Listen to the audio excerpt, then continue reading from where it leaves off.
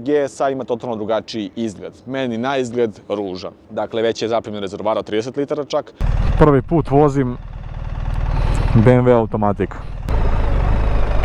Preudobno, prelazak preko prepreka je preudoban.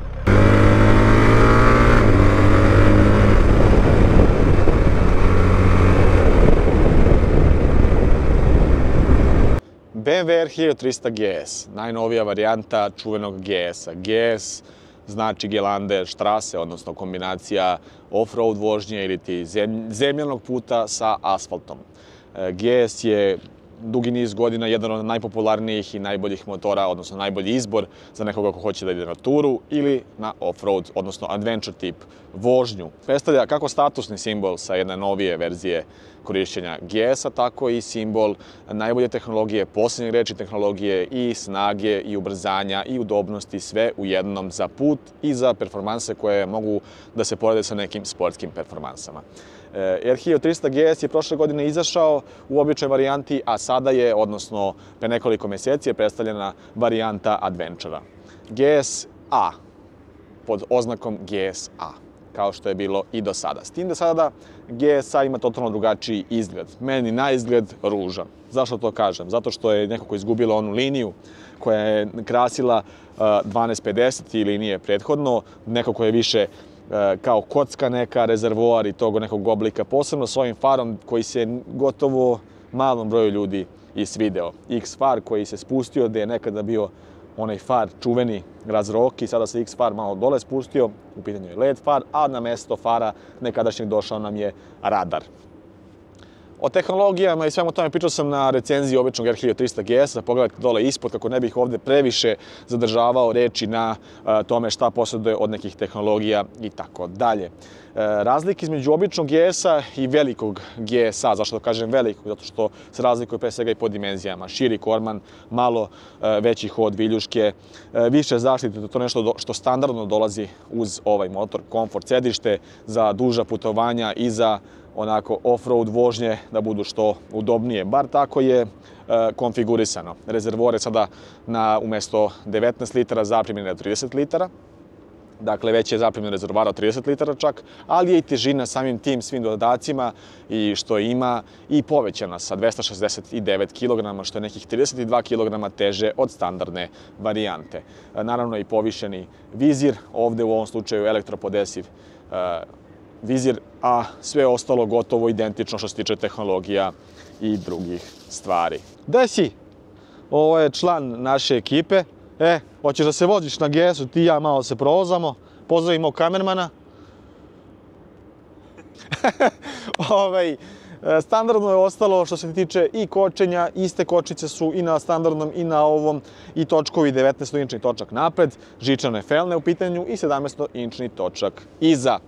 Kao što već rekoh, ista klešta, odnosno ista kočiona čeljust, radijalno montirana na motocikl, 310 mm diskovi, 2 komada napred i jedan disk rečnika 285 mm iza sa dvoklipnom, mislim u ovom slučaju HS-ovom kočionom čeljusti na oba točka. Kardanski prenos je nešto što odlikuje ovu seriju GS-ova od davnina, odnosno da ne kažem od početka.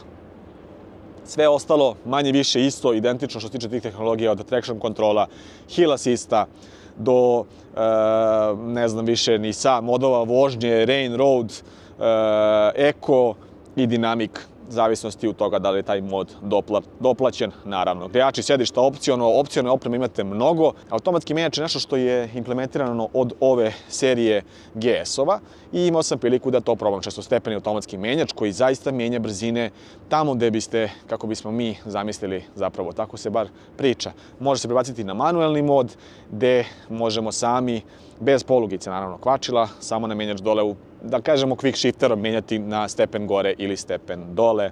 U zavisnosti od moda vožnje će se na određenim obratajima i vršiti stepen prenosa, odnosno promena stepena prenosa. I naravno odziv na gas kao klasika, nešto što se i podrazumeva. Razlika sada u kile spaljanju nije samo ono dugme ovde. Ono što su promenili to je da se sada dugme za startovanje, mislim dugme za startovanje isto, ali dugme za davanje kontakta se nalazi sada ovde malo drugačiji ključ koji je sada znatno lepši po mom mišljenju i liči na neki sportski automobil, odnosno ključ od nekog onako skupog sportskog automobila. Malo nijanse promene grafike na ovom Color TT ekranu koji ostaje zaista isti, nepromenjen.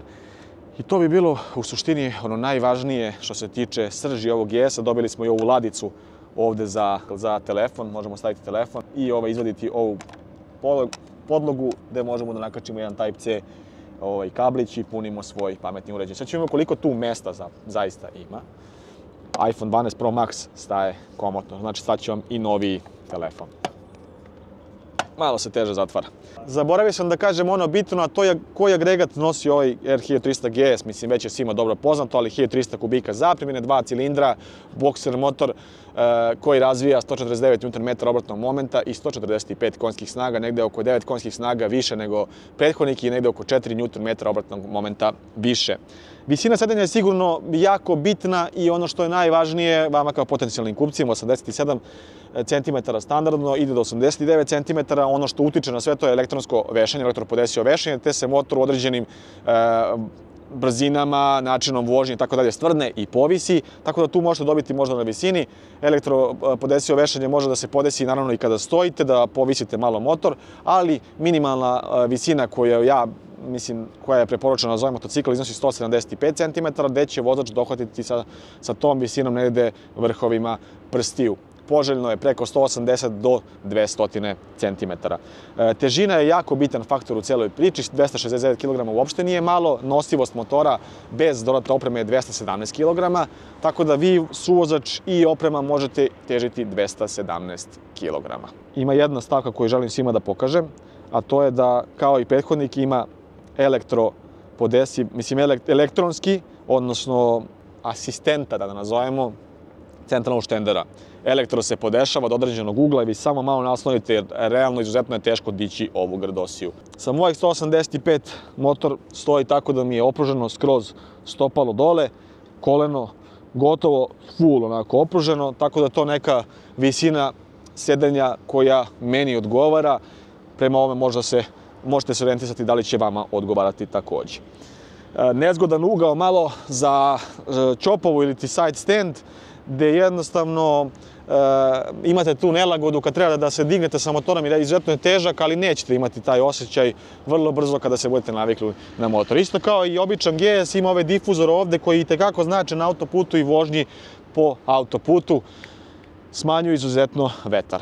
Eto, mislim da sam naveo onako sažeo sam najbitnije informacije da ne bismo davali više o tome. Ajde idemo da probamo GS-a, ali ćemo probati varijantu Karakorum gde ću voziti AS-a ili da kažemo asistenta, automatskog asistenta, ili to je robotizovani menjač u prevodu, ne automatski nego robotizovani menjač, znači vozit ću model sa robotizovanim menjačem.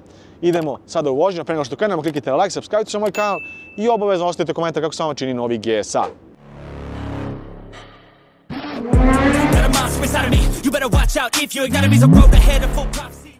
Prvi put vozim BMW automatik. Ne mogu navikam da nemam kvačilo ovde, ali sviđa mi se ponašanje gasa. Evo ga, sad sam na automatik modu. Na ovo dugme i sa kočnicom prebacujem u manuelni mod. Ovde je sada ovo dugmence gore, tu nam je sada kontakt, pošto je i ovaj keyless. Spajanje standardno, s tim da eto, kočnica mora da bude kao na automobilu u principu. Može biti i taj manuelni mod, samo što nemate kvačilo prosto.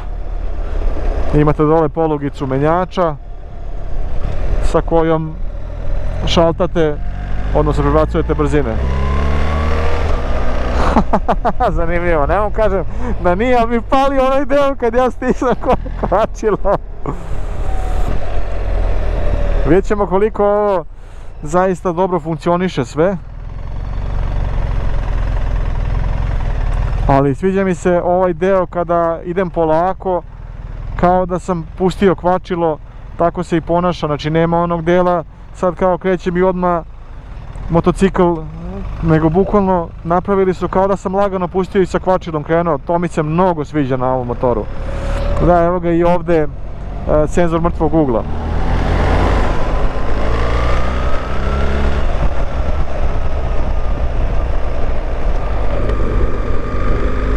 Zbog ovog menjača na kojem su promijenili zupčanike da su kao na kolima, sad imam osjećaj zvuka kao da vozim traktor, ali na odnosu na običan GS ovdje se zaista osjeća ta, imate osjećaj da vozite GS-a zbog njegovog velikog rezervoara, masivnog, ergonomije i svega. Zaista imam osjećaj da vozim GS-a. Sa onim običnim 1300 više sam se osjećao kao da vozim Sport Touringa, odnosno XR-a, a ne GS-a. Ja sam već ovdje u 6. stepenu prenosa. Sad vidimo kad kočim, baš ću namjerno da vidim kako je kad zakočim i sve to brzo šaltanje, kako prebacuje stepene prenosa, to me mnogo zanima. Evo ga, 5., 4., 3. Pa dobro, fino, fantastično, s tim da ne znam kako je pri nekim jačim kočenjima. Ajde vidimo sad. 2. I tek kad sam stao bacio prvu, pa dobro. U suštini, iskreno mi se sviđa kako se ponaša se kao kad bih ja prebacivao stepene prenosa. Znači dozira vam da dodaje motorno kočenje samim tim što prebacuje stepene prenosa pri kočenju i tek kad stanete ubacuje u prvu. Fenomenalno. I čudno mi je da čujem taj zvuk da se prebacila brzina. Imate taj osjećaj kao da ste povukli, mislim imam osjećaj kao da sam povukao polugicu menjača i sam prebacio stepen prenosa, a on je to u stvari radio za mene. I imam osjećaj kao da im gledate upozorenje za automobil. Kako radi radar? Senzor mrtvog ugla, radari, sve živo. Ovaj motocikl vam zaista daje milion sistema zaštite elektronskih koji vam pomažu kako biste bolje, bezbednije i lakše se vozili. Evo, ja sam već u 6. stepenu na 70 na sat. Potpuno rasterećeno se osjećam. Ta shitcam tehnologija koja je od 1250 modela vam pruža taj tečni osjećaj gasa pri nižim obrtajima, nema onog štucanja motora, znači možete da ga vozite lagano na nižim obrtajima kao na višim. Sjajno ponašanje, male izmene. Gledajte koja je to brzina šaltanja, odnosno prebacivanja stepena prenosa bila sada.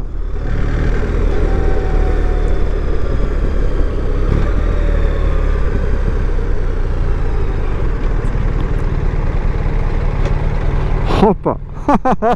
Iskreno, skeptičan sam bio, do sada sam bio i jesam i dalje skeptičan nekako i očekujem ponašanje u krivinama. I naravno ima jedna zanimljiva stvar, a to je da se sve ovo prebacivanje stepena prenosa menja na odnosu na mod vožnje u kojem se nalazite i to itekako zavisi isto.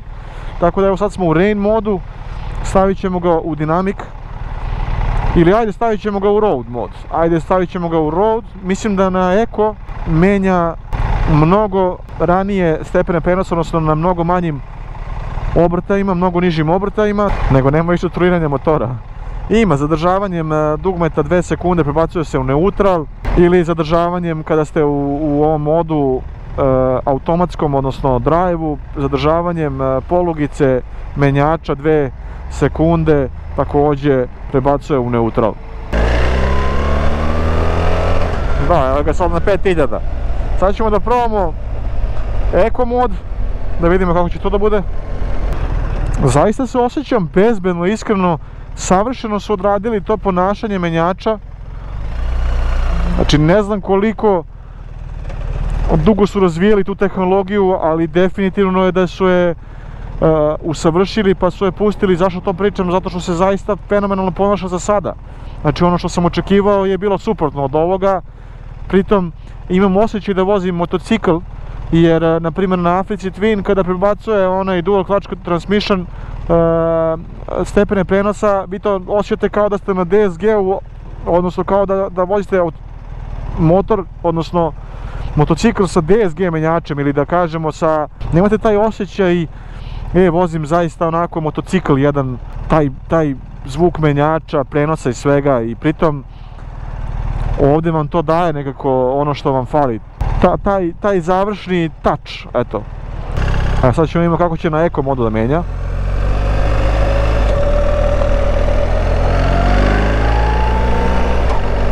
Da, na manje od 4000 obrtaja i gas je drugačiji.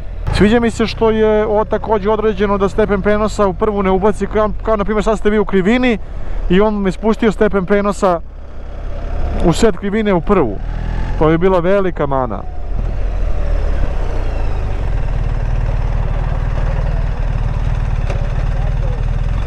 Da, i ovdje vam tačno na odziv gasa daje oznaku da li ste u tom eko modu. Čak se i povećao domet sa rezervoarom. Ovo je Karakorum ili ti model koji ima najveći paket opreme 790 option. Znači, bukvalno sve što može opcionalno se stavi, to je model koji ima sve.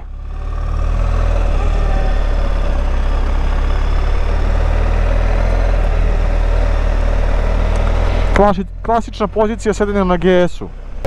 Ponašanje vešanja koje se prilagođava na određenim brzinama da se stvrdne, odnosno preopterećenje i sve ostalo, povisi se i tako dalje, zaista fenomenalno rješenje, fenomenalna stvar. Evo, spustio ga je na drugu, da vidimo da li će na prvu, iako sam na malom gasu. Neće, pustio sam, stao sam i onda ubacio prvu, fenomenalno. Da, odigao sam zadnji kraj, ajmo da podignemo zadnji kraj, podignemo i prednji, podigao sam malo motor, neko mi je previše nisko bilo, nema turiranja više, šalim se, ima kad se ubaci u neutral.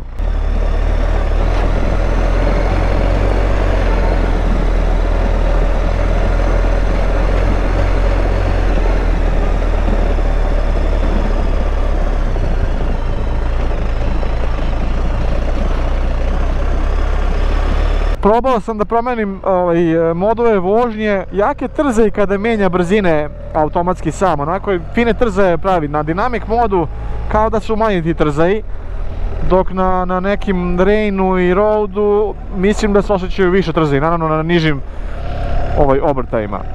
Ali dobro, to je ono što daje užitak da se vozi zaista motor. Sad je sa mnom suvozač moj brat Kimi. Konačno je da se vraća Kimi u priču. Malo sam zgazio motor, bio je...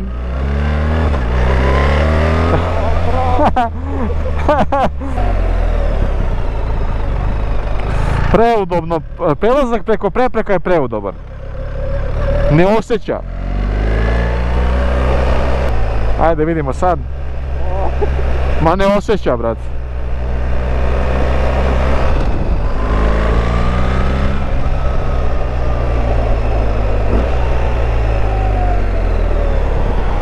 Tačno kad se vozi malo žustrije, taj trzaj se smanjuje, s tim da kada se vozi lagano, trzaj se baš osjeća.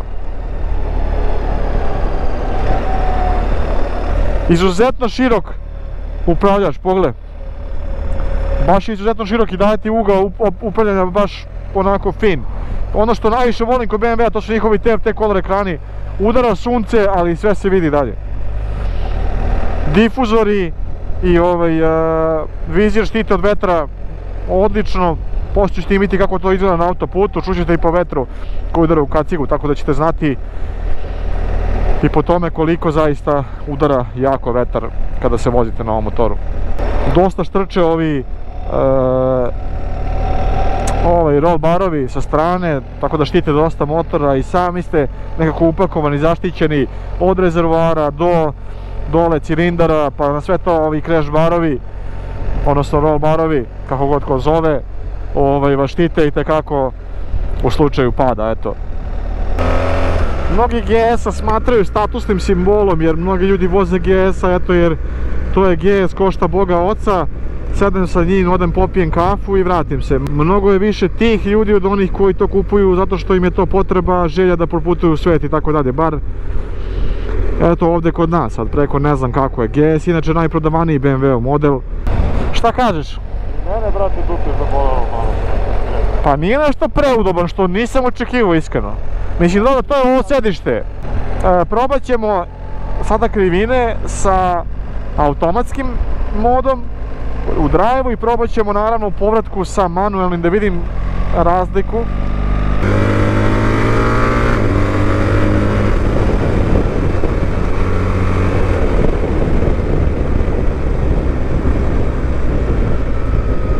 Provjeram malo kočice.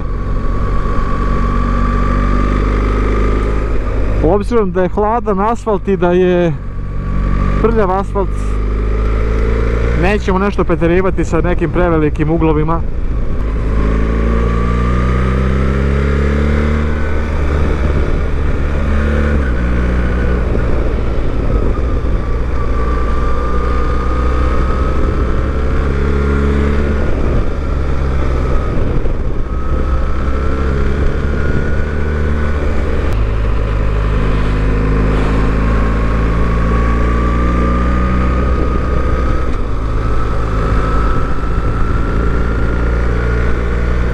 Osam 33.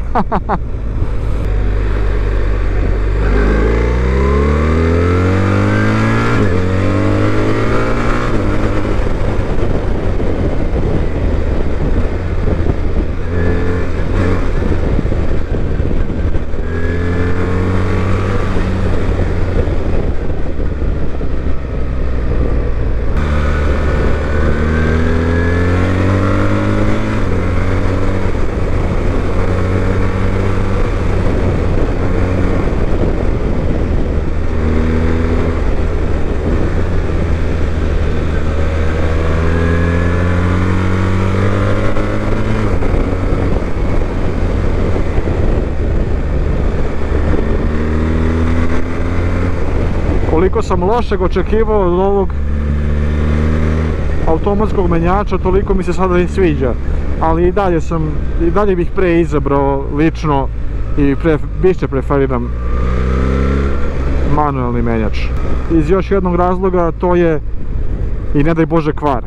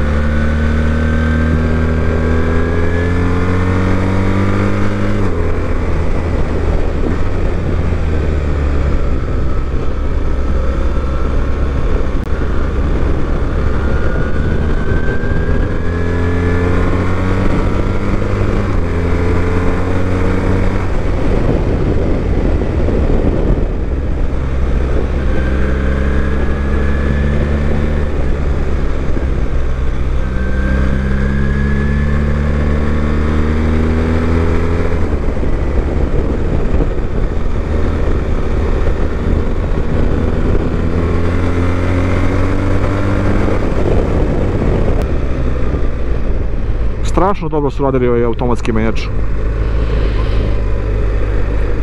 Zaista nisam to očekivao. Bio sam više u fazonu, ko će bre da vozi GS automatika, čoveče.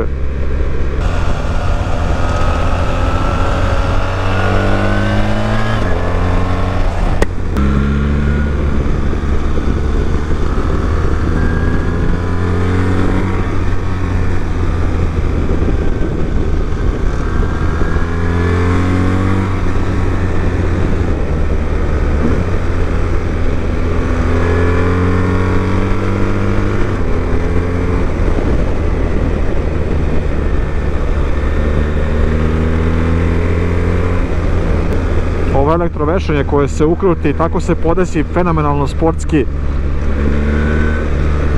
Perfekcija.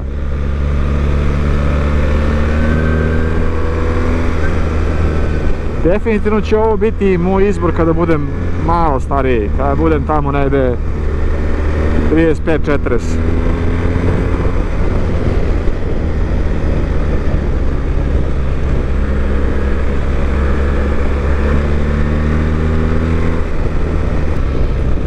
Komotno mogu da kažem na touch prebacivanje stepena prenosa.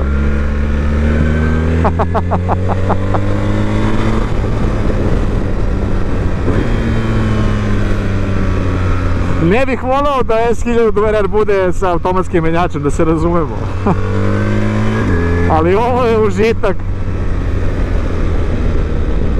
Koliko dobro ukomponovano sve, koliko je dobro nekako izbalansiran motor. To je motor sa najlepšim balansom napravljenim težine, rasporeda mase. Da je to neverovatno. Ciklistika fenomenalna i na sve to abnormalna količina snage, obrtnog momenta. u kombinaciji sa vrhunskim, u ovom slučaju elektro podesivim vešanjem, automatski podesivim, zaista je sve onako na mestu. Najveća mana mi je samo što ovaj model konkretno nije udoban, eto, koliko bih ja želeo, ali to sedište se promeni, mislim, to nije ne znam koji problem, i eto što je cena abnormalno velika, potrošnja je izuzetno mala, posebno u eko režimu, a performanse su na zavidnom nivou. Ovo je motor da se provozate 500 ili 1000 km, da ako hoćete sportski da se provozate, i to isto, ako nemate dovoljno iskustva, vozit će vas bukvalno sam kroz krivine, bezbedno, toliko dobro, toliko kvalitetno.